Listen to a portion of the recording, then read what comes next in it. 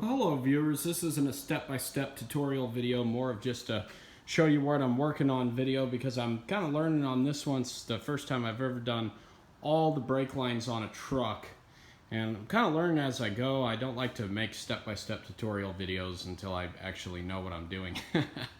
So learning experience for me, but still an interesting video for you, hopefully. What we had here is a 2001 Chevrolet Silverado. Had the brake lines fail on it, and the worst part of this was this guy was actually towing a trailer, hit the brakes hard, pedal went right to the floor, and any of you who've had that happen to you know what I'm talking about. That is a scary, scary feeling. So let me show you what happened here. So these are basically all the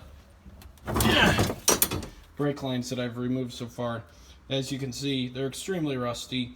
And what happened is the brake lines under the left front cab mount here, or right next to the cab mount rather, actually came apart. They finally blew apart due to all the rust. You can see there's just a bunch of crud and water and everything that sat in there, built up over time.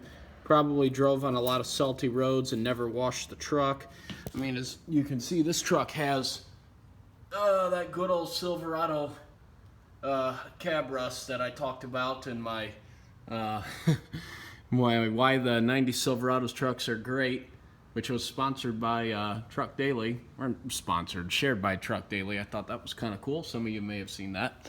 But anyways, so his brake lines rusted out and he lost all of his brakes. So we got all the replacement lines here, and this is just a very time-consuming, labor-intensive job. These brake lines even have to be bent into shape, and I'm not even going to try to do the rear brake line until I lift the bed off the truck. I'm not going to go to the extent of lifting the cab, because all I have to do is squeeze the lines in between the cab mount and the frame there, and I've got enough room to do that to get up to the master cylinder.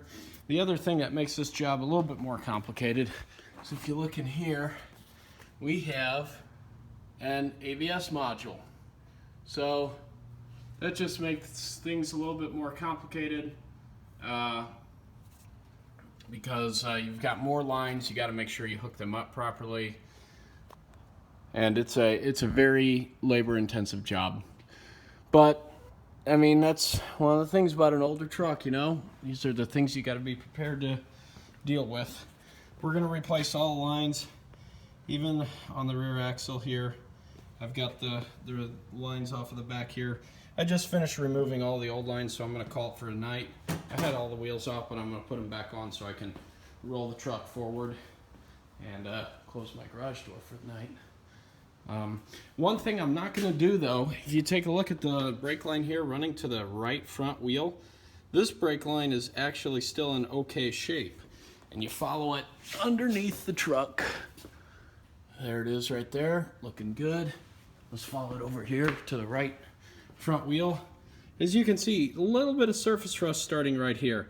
And I'm not even going to go to all the trouble to try to replace that line because it's still in such good shape.